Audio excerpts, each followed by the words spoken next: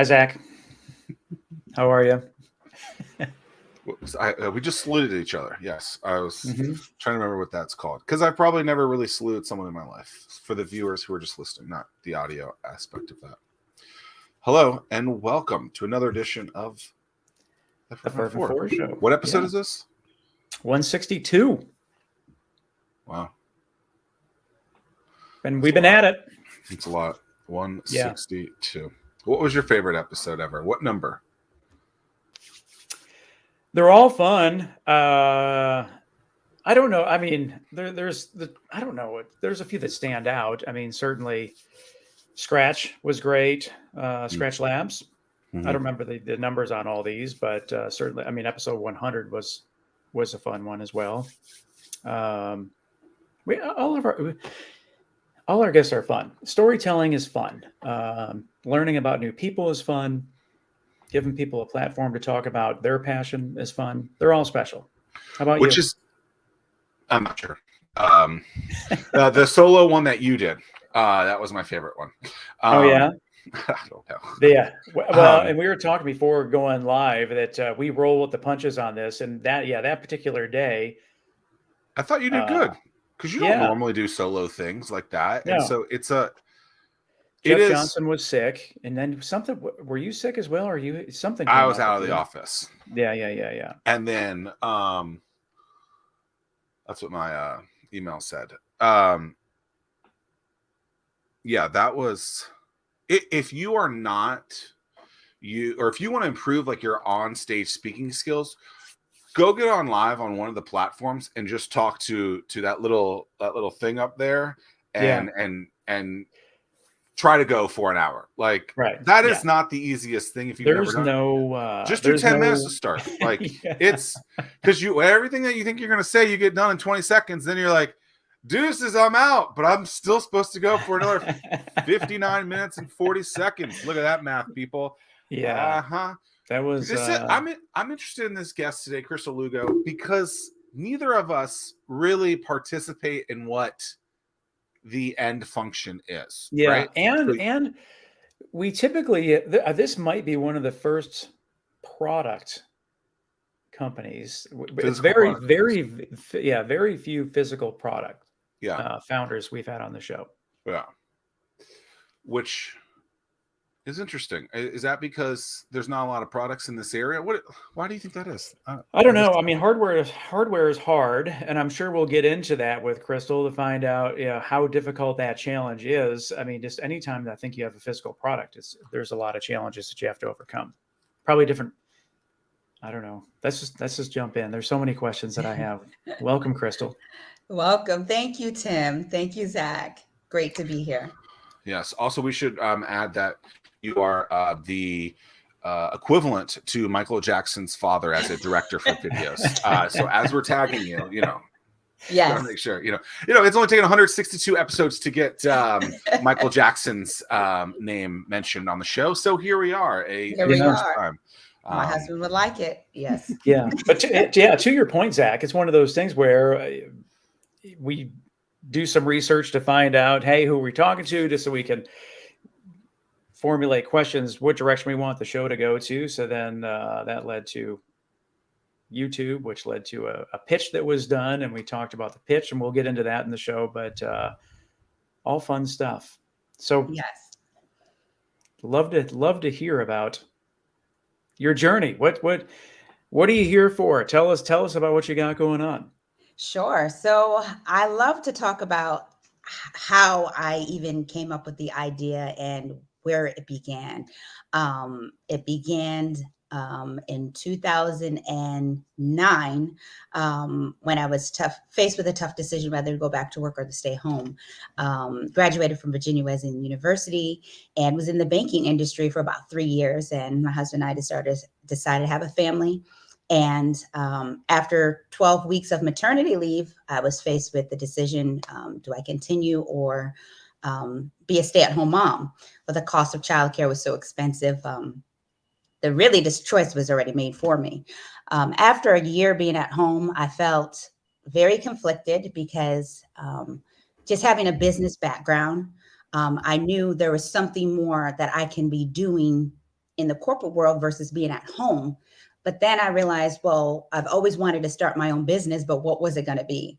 And so I was at a telephone call center job at home. I had 15-minute break. I was on the phone for 5 hours. And my husband and 1-year-old daughter at the time was watching a show called Shark Tank. And I stopped in the middle of the floor and I looked at the TV and I said, what is this? And my husband was like, I don't know, some inventors pitching their idea to have their American dream. And I'll never forget the episode. It was this firefighter. And he was talking about how every second counts as a life lost if we cannot get into that burning building to save a life or to put out the fire. And so he designed this tool that would easily take the bolt off of the fire hydrant, because this tool is very hard and it takes like maybe 2 or 3 manpower to get the tool off. And there was a timer and he said, set the timer. And he did this tool within 1 second, and the other firefighters were still working. And I said, oh my God. He just walked away. I'm not sure if the deal went through or not, but basically he said he wanted to be bought out by $1 million. But anyhow, I stood there and I said, that's it. A light bulb went off. So that's where you see the light bulb in the video, in the pitch video. And I said, I'm going to come up with an idea. And it's going to be a product that's practical, revolutionary, that it can be used worldwide. But how in the world was I going to do that? And so that's where we are. Shark Tank was really good at popularizing entrepreneurship in a way that I think was different than any other show, or any other. I interviewed Damon John a couple of years ago, and he said something like, entrepreneurship's always been this thing, and I agree with that. But Shark Tank popularized it and made this thing fun. And I mean, what's the #1 product of all time on Shark Tank? It's I think Scrub it's Daddy. Squatty Potty. No, it's Scrub Daddy. It's Scrub Daddy with Lori. Right. And that's about cleaning dishes. Who the heck cares about cleaning dishes? So I'm sure Squatty Potty's got to be up there within the top. I think it's up there too, Squatty Potty. But yeah, that was one of the major deals. But it's cool to hear, it's been a decade, I think, since the show's been on. Well, I guess it has been, if it's since 2009. Yeah, so 14 plus years. And that was an inspiration for you. Had you ever thought about starting a business before that? Because, some people think, founders are groomed. Some think they're born. Have you been thinking about this? Where are you in the process of, maybe I can do this? Is it just an on-off switch? Well, no, entrepreneur has always been a part of me, even as a little girl. I remember, I think I was maybe 5 or 6, and I wanted some money to go to the candy store where candy was 1 cent. And I decided, how can I get money? So I picked out beautiful crystal looking rocks and asked everyone entering my apartment building, would you like to buy a rock for $1? Who's going to tell a kid no, trying to do something productive? And so that's what really sparked my entrepreneurship desire. It was like, wow, I can actually work hard for myself. Don't have to have a cap, right? A ceiling to stop where I can earn. And so and I actually love money. So I figured, what's the best way to get more money? I thought owning an own bank. So I went to school to, for entrepreneurship, and I was going to own my own bank. But when I began working in the bank, I said, this is not really the fit for me. But that desire of having my own business or doing something, I didn't necessarily think it was going to be a product, but I knew it was some type of a service. I dabbled into real estate for a little bit. So I always had that entrepreneur, independent, attitude. And so what really sparked is when I became a stay-at-home mother. I was just so conflicted, and I just felt like I was losing myself. I was losing, all of my skills that I have honed over the years. And I said, how can I have the best of both worlds?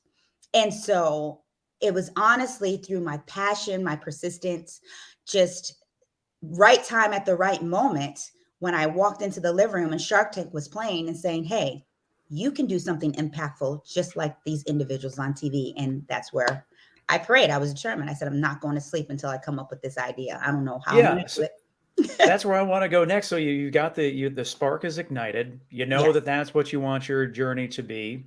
Yes. But you still don't have the idea. You don't have the product. You don't have anything at this point. So what was that? How did you go through? How did you come up with this idea? And I to those that are listening, we're going to get there, but Right. let's just take everything one step at a time. How did you come up Okay. with the idea? So as I was standing there, I said to myself, to the Lord, I said, Lord, you're not a respecter of person. You can, just like you bless those individuals on TV with an idea, you could do the same thing for me. And I said, I'm not going to sleep until you bless me with that $1 million idea. Just one. I'm not greedy. I just need one idea that would bring millions, generational wealth to my family. And I promise I did not go to sleep. I went to bed, but I did not go to sleep. I began to open up my understanding, my mind. I was thinking of, how can I improve a comb, a blender, a mixer, you name it, just household products that would be used by anybody. And then I had a vision. It was like I was watching a TV screen and all I saw was someone's hands. I should have brought the utensil out, or not the utensil, the kitchen thing that I saw, which was a grater. And I saw hands and someone was grating cheese. And then the grater, the face of the grater merged onto the face of a glove. And the glove looked like this. And then a fish appeared. And then the hands with the gloves was scaling a fish with their hands. And I heard a 2-in-1 product, a glove and a fish scaler to grip and scale fish with your hands. And the light bulb went. I said, oh my God. I said, hubby, wake up, Brandon, we're rich.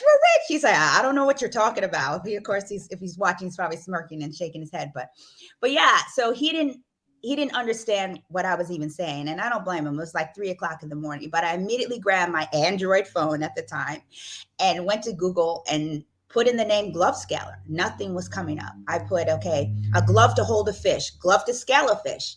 It was nothing. I said, okay, let me stop researching because I don't know if Google is tracking what I'm doing and I don't want them to come out with this product.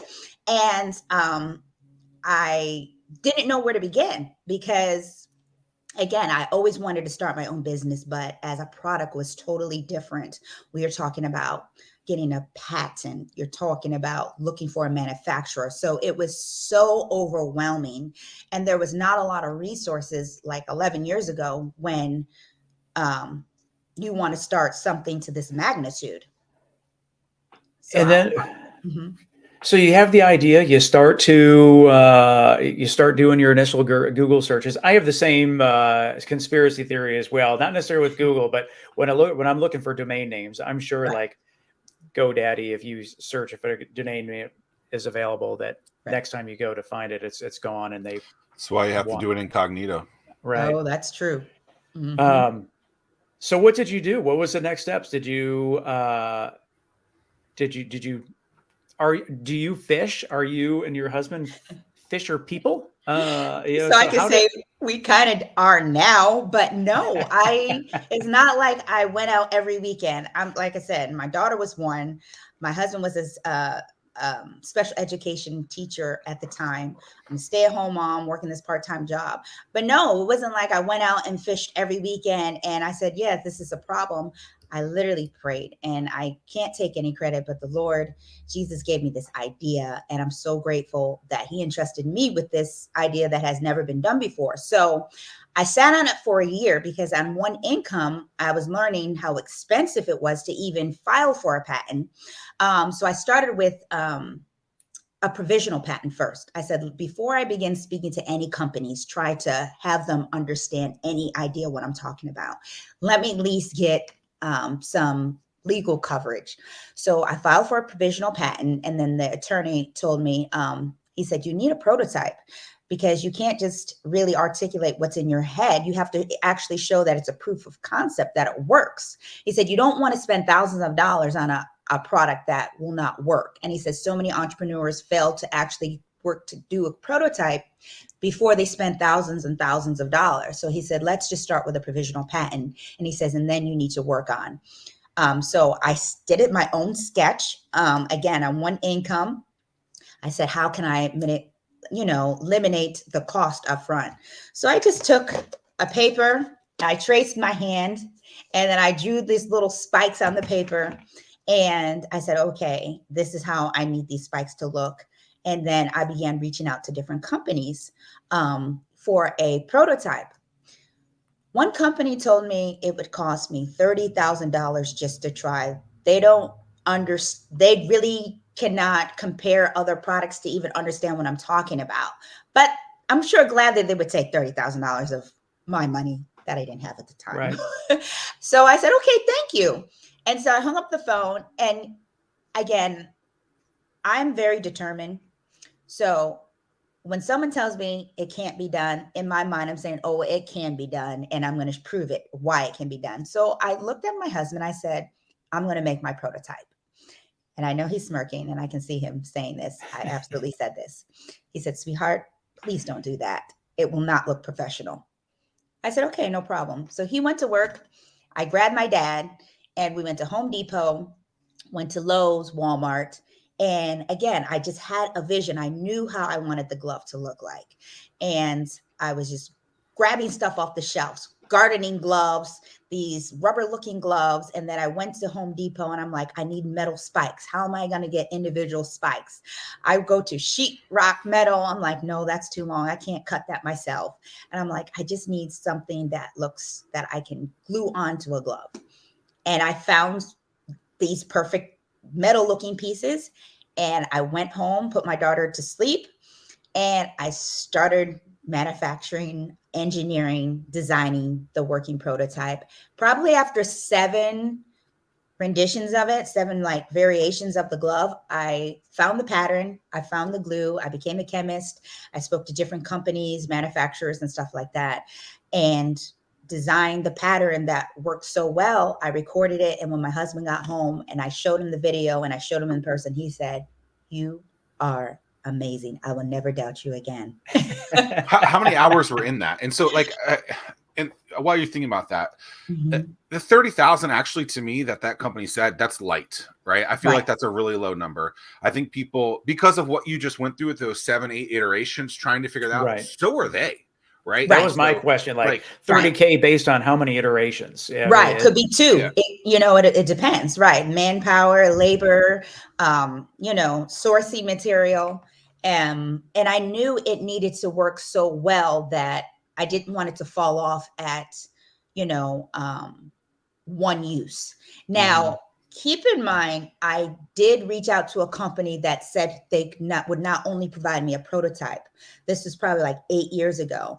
And I should bring the prototype out, but for time's sake, I won't. But after working with this company for 1 year, they said, I'm paying them off little by little. I told them, don't perform any work, let me pay off my debt before, because I understand, it's a company, it's a business. They're like, no, we believe so much in this product. We want to help you. So they were working behind the scenes. They told me once I pay them in full, they'll release the CAD files, they'll release everything, all the work they're done, the prototypes, and everything, and we can move to production. I was so excited. I made the final payment, and then they circle back and says, we have nothing to show for it. We need more money. I said, what do you mean you need more money? They exclaimed that all the tests fail. They said that it didn't work and they would need more money for more research. And I have all the emails. I'm talking about a stack high of emails to, explain this is who I spoke with. I mean, I laid it out. I said, send me what you have. So they sent me a prototype. The prototype looked like a 10-year-old boy made it in his garage. It was horrible. It was rusted blades. The blades were so sharp. It was like daggers on a glove. And was this in the United States or is this overseas? No, this was in the United States, in Florida. I won't name the company because I don't have integrity. But yes, this was local. And I was so discouraged. I said, what is this? I'm trying to be professional, but I'm like, what is this? Like, how could you send something to this magnitude? You're supposed to be a reputable company, professional. I was referred by someone who is working with you, who's working with me. And this is the type of work that you do. And you're going to send a paying customer. I said, what about all these emails? They're like, that employee is no longer with our company. I'm like, okay. I said, well, I want my $8,000 back. They said, we can't give you $8,000 back. They told me that I would have to sign a do not sue to get half of my money, not even half, but $2,500 back. So that was a huge roadblock for me, because trying to get investors early on, letting them know I've been working with this company for a year and I'll have all this information. I'll have my numbers, I'll have this. And it really put me behind. And at that point, I was just so tired and ready to just give up. I'm like, why is it this so hard? I thought if this would be easy, a smooth sailing, but oh boy, no, it was not. But that's why I'm so grateful for my husband, Brandon, who has been not only my business partner, but a shoulder to cry on, someone to talk to in the midnight, someone to encourage me, don't give up. Things like this happen, we'll just regroup. So I took a year off. I didn't want to talk about my GloveScaler. I did not want to watch Shark Tank. I didn't want to have anything to do with That's why this. the ratings went down that year. It was your fault, Crystal. Come on. So, hey, I needed to regroup, pivot, right? That's what we talk about. You got to pivot. So I needed to. Well, there's something in there too that's interesting. Like, I think a lot of people who want to start a business, they should get their hands wet while doing it. If that's the right saying, their feet dirty, whatever it is. Yeah. Because you got to figure out if you really want to do this thing, right? Absolutely. And when you hit that roadblock, I mean, I've invested in 13 companies over the years. There was a company that like hit one roadblock. And they were just like, screw it, I'm out. And I'm like, yo, like, how dare you? This is BS. Like, I'm very angry at you. Like, and I was, and I'm like, this is asinine. One other thing, as you are, anyone that's listening, that's thinking about hiring another company to do any work for you, make sure you have a piece of paper that says that you own the thing that they're building for you. Right. Because a lot of time, whether that's graphic designs, whether that's text, whether that's a product, whether that's any IP, CAD files, anything, IP in general, someone else is doing it, because most of the time they're not an employee. If they're a full-time employee, I think you can get around that a little bit. But well, even then, all employees need to sign an IP agreement that the company owns everything. Yeah, and people can get really fishy about that. So be cautious on no that. pun intended. Fishy, PH maybe. I don't know. But it is something that I don't think people think about. They're like, well, I'm paying for it. Obviously, it's mine. Well, it's not even a fine line. Like, it's a thick line, and you just gotta be careful. So I don't know if you went through that, but anyone that's listening, on the same vein of losing the $8,000, if you were to get that, you might not even own it because someone else built it, and so make sure you. Yeah, there's a lot. Have some idea on it. Right. Well, and then the fact of, I always tell everyone that your number one investor, your first and number one investor, is your significant other, if you have one. I mean, it's just because if they're not bought in, then, and when things go bad, that outlet of someone to vent to, if that's also gone, then you're just, boy, it's going to be some really difficult. Crystal's got Brandon, and I mean, he is, he's great. Rock solid. He's rock solid, and he clearly is the GloveScaler demo tester. And anyone that watches this video, we'll put it in the show notes afterwards. But he did lose a finger while doing it in the video. I don't know. I don't think he's a good actor. Yeah. Coached by me. Did you start? Did people start knowing your name at Home Depot when you kept going there, or Lowe's or wherever? No. I started buying my product on Amazon, so maybe Amazon. Oh yes, they know everything about you. Mm-hmm. So what happened? You took a year off. What happened for you to get back up on the horse and dust yourself off? And all right, we're going iteration 2. Let's make it happen. Right. So honestly, my faith. I do a lot of praying, a lot of meditating, and, just surrounding myself with people that are like-minded and encourage me and not to give up. You have a great idea. This happens. Again, my husband in my ear, and then looking at my babies, my daughter is now going to be 13, and, looking at them and saying, this has grown with them. And they've seen literally blood, sweat, and tears, literally blood from my fingers trying to make the product, my sweat, my tears, and my time and my sacrifice. And I'm saying to myself, you can't let one failure or failures stop you where you're supposed to be, because this was God-given. When you believe something in so much, it doesn't matter how many no's you get, how many obstacles, how many roadblocks. You have to be the trailblazer, because if you're called to it, God is going to equip you to do it. Things are going to happen. And I always look at failure now as not as a letdown, or it's just another way of knowing not how to do it again. So that's how I look at failure now. And I just use it as fuel, because like a car gets low on gas, so do we as entrepreneurs. We get low, we have our low times, but use those bad opportunities or those bad encounters or those rough encounters to fuel you to push through and to show everyone that, hey, Yeah. I am who I am.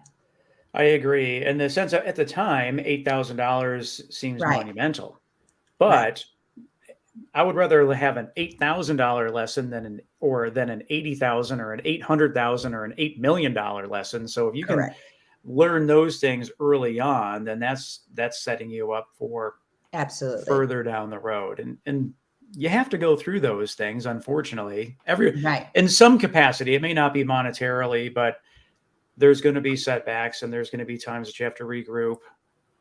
Right. Everyone spends part of money the journey. poorly somewhere.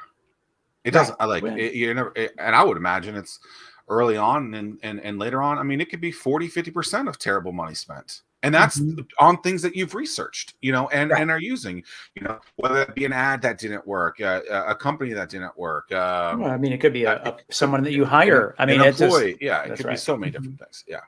Right. That's an interesting thing. Like, have you ever seen data on that, Tim? Like how much money is incorrectly spent from a business from that perspective? This has got to be pretty high. I'm sure that it is significant. Yeah. Dollars that didn't result in sales. In revenue. Exactly. Yeah. Yeah. I mean, I guess probably a better way to search that would be, I mean, in terms of like just R&D in general. I mean, gosh, how much money do you think a company like an Apple has spent just on their Apple car that they've been supposedly developing for 10 years now? Really? Oh yeah, I'm sure it's been billion. I mean, they could have bought Tesla years ago, probably for way cheaper than what they have spent in R&D on the car. But yeah, I'm sure that it's it's all a sunk cost, and they got to figure it out. But right, at what point did you that you have development so far along that did you then go to the boardwalk to a pier and start talking to fishermen and saying, hey, try this thing out? And what's your feedback? So that's a great question. So my husband and I have done a lot of, as you would call, market test. So we started locally, international markets here that, they grip and scale fish at a high value, where we even purchase fish. And so we brought the samples. And we have actually a YouTube video, the revolutionary way to scale a fish. And the gentleman there is the manager there. And we gave him these gloves and he began scaling a large salmon. And his feedback was great. He said, this is a cost saver for us because we dispose 3 to 4 pairs of rubber gloves per day because they get easily punctured, and which can also, they want to protect their hands, and also it protects their hands from fish handler's disease, which is a bacteria in some of the fish.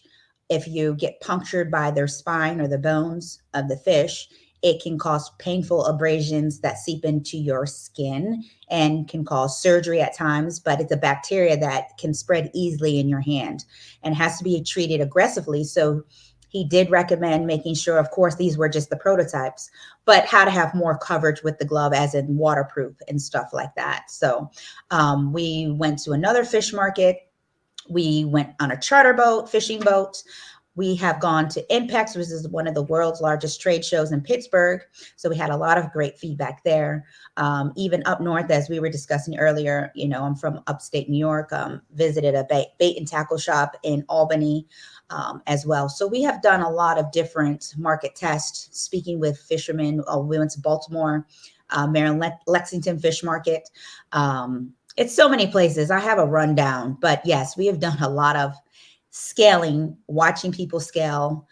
I keep this too in my, easy to have it accessible, because quick story, went to Sam's to get a salmon and it was supposed to be already cleaned and scaled, but it wasn't. So I said, no problem, no fear. The GloveScaler is here. Took my GloveScalers out and I started scaling. Dinner was done. I didn't have to return the fish. And I'm like, this is definitely a household item. Where's GloveSaver today? I'm sorry. Where can people find it today? Like, so we are accepting pre-orders on my website at GloveScaler.com. And so you can go ahead and put in your order for your GloveScalers. And we are in production right now. So we are doing our, getting everything ready before we, mass produce. But we are ready to go. And we are accepting pre-orders. So definitely get your pre-orders in because we will sell out quickly with the first batch. There's no way around that. We will sell out quickly. And where's production going to be? Is that going to be so US production or overseas? Production is overseas. I'm working with an excellent company right now, a design company that has helped me get my product into production. Because again, these are the samples, so we had to just kind of enhance the glove for mass production. And a great company here in the US that I'm partnered with that has definitely eased and put trust in me again, that there are great companies you can find and work with to bring your product to where it needs to be. So from that bad experience, I shared it with them. I vetted them, re-vetted them, and vetted them again. Mm-hmm. And if they're watching, I'm still vetting. No, I'm just playing. No, they're great. And so. What did you do to vet them though? Because I mean, you had a pretty big loss there. I did. From a different company. Now you're doing it again, which I think you have to do in this case. But absolutely, what specifically were you doing to vet them to ensure that you weren't going to get screwed second time around? Sure. Great question. So I was also working with the Small Business Development Center. So I did also have a counselor with me to be my eyes and ears as well as we teamed up with them, had more than one meetings. We were actually comparing them with another company. And we just wanted their honest opinion. Do you think this is a product you can handle? What is your capability? This is, of course, has never been done before. What is your, because it should go both ways. They should be interviewing me and I should be interviewing them, right? And so based upon their responses and even them sharing some similar products that they have had regarding spikes and attaching it to something, that was really the winner, that they had previous experience with another product that they're working on and saying how they can also help me, even though, and they were excited about it, because if you're not excited about working on something, then it's going to be pretty boring. You're not really going to give your full energy, but they were actually very eager, excited. They sat down with their engineers and says, yes, this is something my engineers can help you with. We have the capability, we have the resources, and we would love to be a part of this journey with you. I had another company that I interviewed and they came back to the table and said, this is not something we're able to do. We don't want to lose, take up your time, take up our manpower and our time, because working on a product like this is a lot of hours and money. So that's what won me over. Speaking of money, real quick, for those that were curious, Apple spent $26.25 billion in R&D in 2022. $2 billion, more than $2 billion a month is ridiculous. Wow. That's a lot of money. There's a pretty big time frame of 2014-ish, 2015-ish to now. Mm-hmm. Get to that point. What went on during those years? Were you trying to get it into production earlier than that because you started such a long period of time? What happened? Right. Kind of gap. So from 2013 is when I started actually, doing the work, as in getting my legal stuff straight. And then I made my own prototypes between 2014, had the hiccup in 2016, set me back a year. And then I began researching because I needed a company that could actually help me get these gloves to mass production. Researching manufacturers on my own, I knew I needed that design phase because I thought I could just take my prototypes and go straight to a manufacturer, right? But no, you do need a design company to actually design it in the computer, to have the specs, what the dimensions are, and that's something really out of my scope. So it was really researching a company for a while, in addition to keep talking to individuals, trying to build my website, which I did. I have a great web designer who built my website, and just continue to have product awareness in addition to all the 9 other things I'm juggling. And then when in 2020, I believe 2021, well, COVID happened too. So that stopped a lot of stuff with COVID happened. So that was a large, just a waiting period. The world was silent, went dark. So I was actually fortunate, well, blessed that I did not go into production because of the production nightmare overseas. I would have just had product just floating or lost or money wasted. So I always like to say, delayed doesn't equal denied. So I was delayed for a while, but for the right time and the right season, which is right now. And everything is happening at the right time with the company I'm working with to get me into mass production, to just, again, trying to raise awareness, trying to get investors, because again, my husband and I have bootstrapped this as far as we could go, honestly. Now we're a family of 7. And not to mention, along the way, I've had babies. So that has made me go a little slower. But yes. I like that So line. That's a great line. what's that? Delayed is not. Oh, yeah. Denied.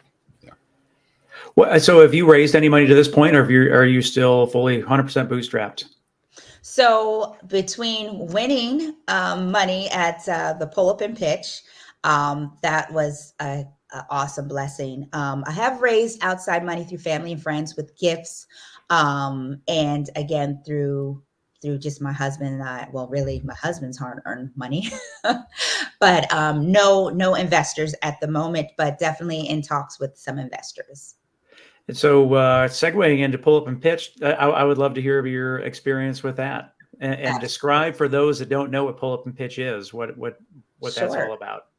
Sure. So pull up and pitch was a pitch competition put on by Walmart, Black Ambition, and Black Girl Ventures. They partnered and had a winning prize, cash money up to $50,000. There were any Black and brown businesses had the opportunity to pitch right on stage, which was also put on by Pharrell Williams on stage on 24th Street. And so basically you just had to sign a waiver, basically not to enter it, but for the media agreement that its course is going to be broadcast. But you had the opportunity to win anywhere between $100 to $500 to the grand prize of $25,000. And so I learned about pull up and pitch through LinkedIn. And I was just so excited. I said, this is something I have to do. Even if I walked away with $100, it's better than walking away with $0. But still, I was thinking of, you never know who's in the opportunity. Mm-hmm. And networking is huge. I'm always big on get out, mix, mingle, talk to people, be passionate about your product, share what you're doing, and learn what other businesses are doing. Because it's not just about me. How can I also be a help? Right? We want to give value. And so I went there, got up very early, like 6 o'clock in the morning, got down to the beach by a little bit after 8, stood in line for about 3.5 hours, maybe 4 hours, give or take, between the whole segment of the pull up and pitch, but just listening. And it didn't even feel like a competition, honestly, because all the entrepreneurs were cheering on and supporting each other. Like, the vibe was so amazing. We were cheering each other on. We were rooting for each other. We were sharing information. We were following. We were, tweeting, and it was just such a great experience. And when I embarked on stage the first time, I needed 3 thumbs up to progress to the final round. And so I had 60 seconds to pitch. I did it in 60 seconds. And I got 3 thumbs up. I jumped and cheered, and I was already thinking of the 3-minute pitch that I had to do for the next round. Yeah. And for those that weren't there, so this is all part of Something in the Water. And Zack, this was like American Idol style, in the sense of like people camping out way early, lines really, really long. Yes. it was bananas. Can you give us that 60-second pitch right now? Sure. Hello, my name is Crystal Lugo. I am the owner and founder of B&C's Gloves. Did you know over 800,000 people are dependent on the catch and processing of fish? But no need to fear, the GloveScaler is here. I have invented a product, a 2-in-1 glove called the GloveScaler, where you can grip and scale fish by using your hands, offering a faster and safer way to descale fish versus your traditional methods. Wow. That was way quicker than 60 It seconds. was. No, but here's the thing. I'm a firm believer in just because you got 60 doesn't mean you should take 20. Correct. That is correct. Because people are changing the channel all the time. And if you go that full 60, Right. people think you're ridiculous. Oh, 60 seconds. That's great. Right. You know what? The shorter, more concise, understandable, like that's Right. the winner. Right. So kudos on that. Speaking of windows, so what did you end up walking away with? So I ended up walking away with $1 million. No, I'm just playing. $25,000. Oh, wow. That's You were the big amazing. winner. I was the big winner. I was number one. I was really, I mean, like I said, there was great companies there. Oh, I can still hear you screaming right now from the background. After. Yeah. Is that what you did? You screamed? You screamed? Yeah, I screamed. I jumped up. I was actually shocked. Because it was like 11 years working on this, and it was like I'm coming out behind the closed door so people can actually now see all of the work, all of the hard work, all the sacrifice. Talk about sacrifice, giving up on my career, being persistent, and just being able to tell my story is impactful enough. But the real joy that I'm glad I'm wearing waterproof mascara in case I start crying was when I got home from the competition and my children came to me and said, surprised me and jumped out behind the wall and says, "Mommy, congratulations. We're so proud of you."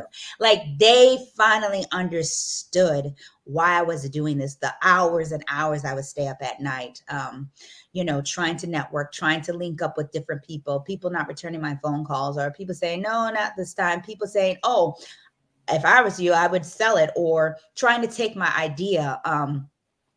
It's been a long journey, but just having my children hug me, all 5 of them coming to me, and that huge cardboard check. And my 5-year-old, he's so cute. He says, "So now we can buy a mansion now, right?" Like, no, but that's coming. It's coming. We got to speak it. It's coming. Wow. Yeah. Yeah, that's really glad I don't have mascara on right now.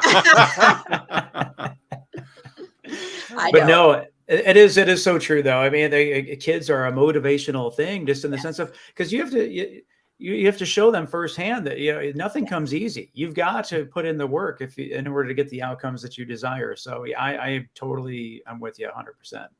Absolutely. A special sense of motivation there to keep on going and not quit. Absolutely. Do you have an opportunity, because Walmart was a partner, to get it in Walmart? Is that something that you want? A lot of people don't want to get into Walmart because it's too expensive, or it's too hard to get in there because of the numbers that they want you to hit. So then it ends up being more expensive. Is there any thoughts on that? Is there any thoughts of getting it into bigger boxes, stuff like that?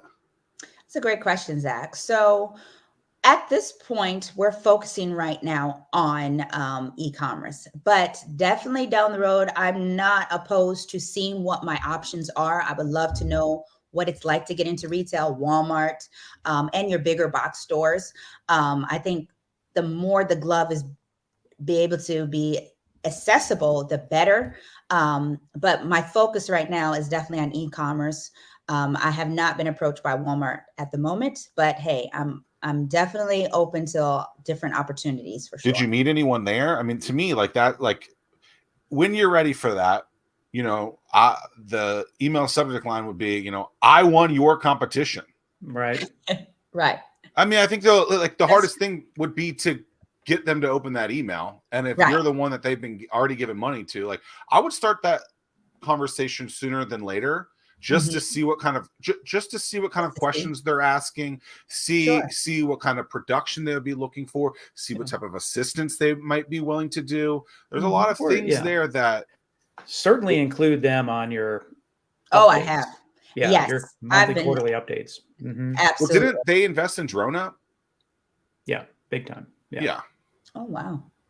So they do put money in business pockets. That's a wrong way to say it, but you get it. I know what you mean. Yeah. That's a good idea. With you clearly put time into your pitch. So the 60-second pitch, we referenced to your pitch on YouTube. Clearly, a lot of time went into it. How much time did go into it? Oh man, hours and hours and hours. It's just like your business plan. It's a living document. You're always trying to update it, always trying to perfect it.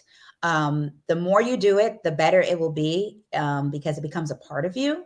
So you don't ever want your pitch to seem like you're reading off of a document, or you're kind of trying to figure out what your next word is. It just roll off the tip of your tongue, as like I'm speaking to you. So it takes practice, and public speaking, pitching is practice. Like, I think Zack, you were saying, like, look in the mirror or look at your camera on your computer and just talk to it, see how long you can talk to it, and like, okay, I have nothing else left to say. But no, it's just practicing, and it took many hours, and I'm still perfecting my pitch. It's never going to be, oh, this is just perfect. As you saw right then and there, my pitch was like probably 30 seconds. But you want to use the meat and the potatoes. You don't want to focus so much on, you want to put out the most important information first, and then leave room for the judges or the investors to ask questions, to poll, because that's when you can really get into the conversation of your product. So you don't want to give everything up front first. Just what are the specific facts? Like mine is a 2-in-1 glove, 2-in-1 to grip and scale fish by using your hands, reusable, durable, waterproof. Then it protects your hands from a disease called fish handler's disease. Leave it at that. Drop the mic, as I would say, and let them now drop it and engage and ask you questions. Yeah. Know your audience, like the audience that you're literally pitching to, because if not, you could be pitching something to the wrong individuals, when those people will be interested in it. If you imagine, if you're at a fish festival, and you're sitting there and talking about the wrong thing, it's like, you have an opportunity here, like pitch the right thing. Yeah. So many people have a tendency to over-engineer the pitch. So like, you didn't go into it's self-explanatory, waterproof, puncture-proof. People get it. You don't have to go into the material. We use this type of glue with a 37 3-inch scaler. That is on a glove. No one knows. They don't care. And and it's a glove. It's a scale. It's there are people, not to simplify that, but that's right. Exactly. There are people that may not be into all of that technological engineering stuff, so just practical. Like, this is a pen. A what? A pen. Oh, a pen. So got a question from Chris Hill, longtime viewer of the show, chef, restaurant owner. Are you using fisherman and angler type social media targeting, and how are you driving pre-sales? That's a great question. So I have been following and trying to tag, like social media influencers. I haven't necessarily offered my sample yet to, have them try, just because I was advised, let me get the production sample first. I think that would be better, because it's the actual work. This is how it's going to look like. There's no ifs, ands, or buts, or miscommunication with that. So the pre-orders are going to be directly through my website, as I indicated, with the actual glove that you will get from the manufacturer. But how I've been driving my pre-orders has actually been organic. Just speaking to individuals, pull up and pitch, family and friends sharing my website, social media platforms. I was on Coast Live, that drove some pre-orders, and again, just by word of mouth right now. You're muted, Zack. I don't know why. I, And I know why. Who is your customer? Who is my customer? Great question. So my customer is anybody and everyone who needs to scale a fish. Particularly right now, we're targeting individuals who need to scale a fish. So men, women, particularly in households. And we also are targeting commercial fishermen. So your large scale fish, your fish, what do you call them? Your fish warehouses, where you go to scale, like Fulton Fish Market out of the Bronx, and our local bait and tackle shops as well. So business to business and business to consumers.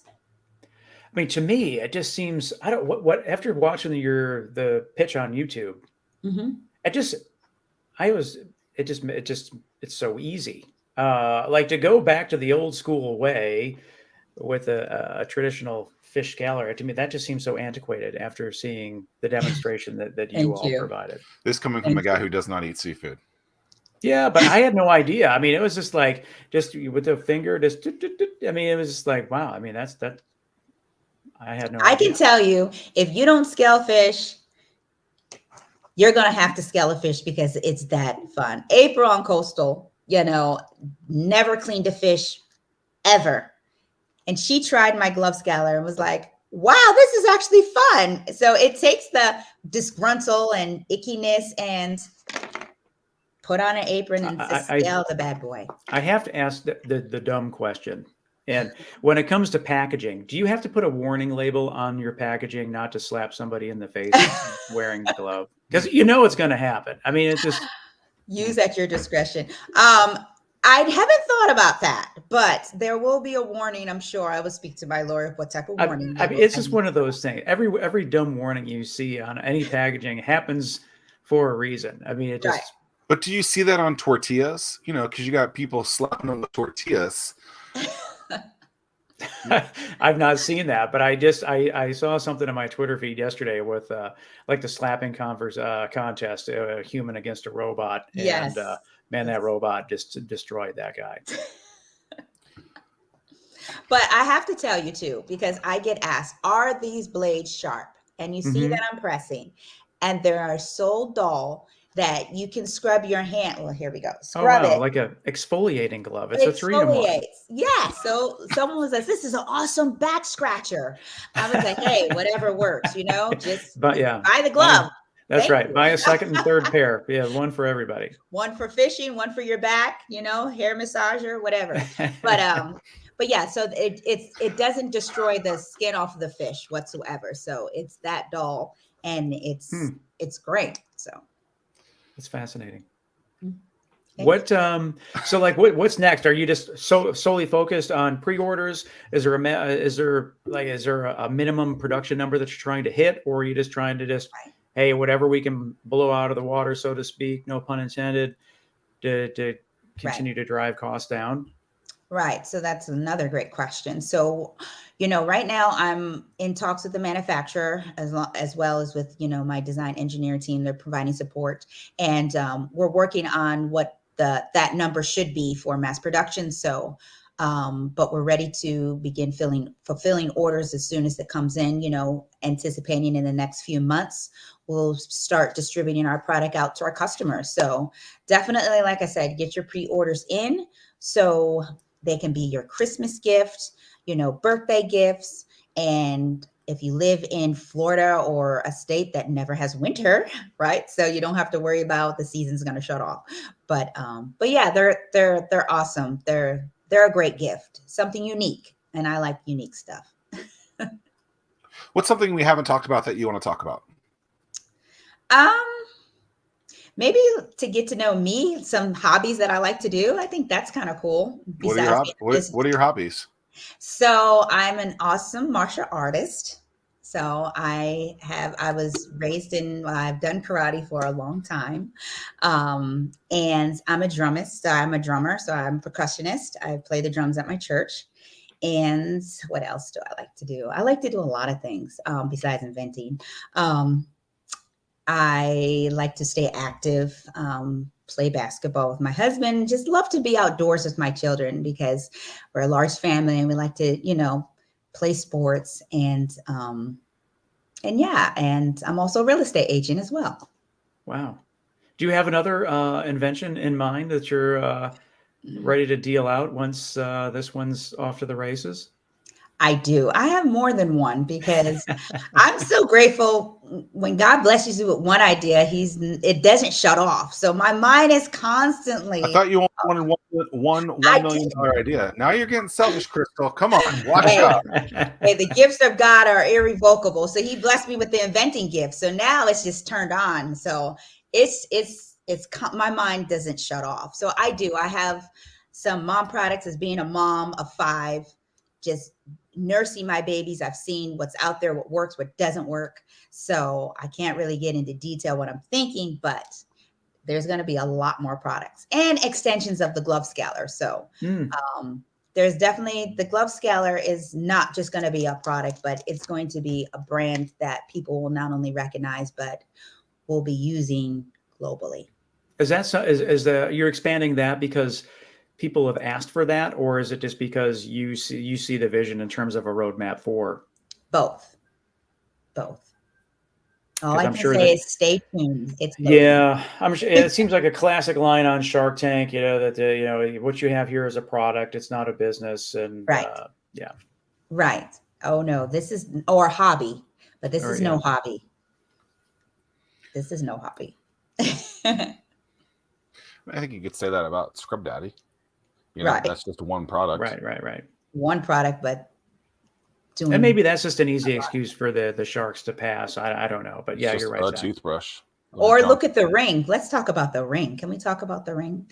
Like the doorbell, like that was on Shark Tank, and they said no. Yeah, but that was timing. Yes. I don't. There's a TED Talk that says 42% of a business's success is timing. And I think there's a lot of things that you were to look back. If you were to look back in 2005 and say, hey, I'm going to let a stranger rent a room in my house for the night every day of the week, you would be like, absolutely not. Right. I'm going to let some stranger rent my car every single day of the week. You'd say absolutely not. Right. Obviously, those things have changed, right? Sure. And now they're very accepting, right? Oh, I'm also going to post every picture of my day. Imagine in 1995 saying, yeah, I'm going to use this thing called the World Wide Web, called the internet, right?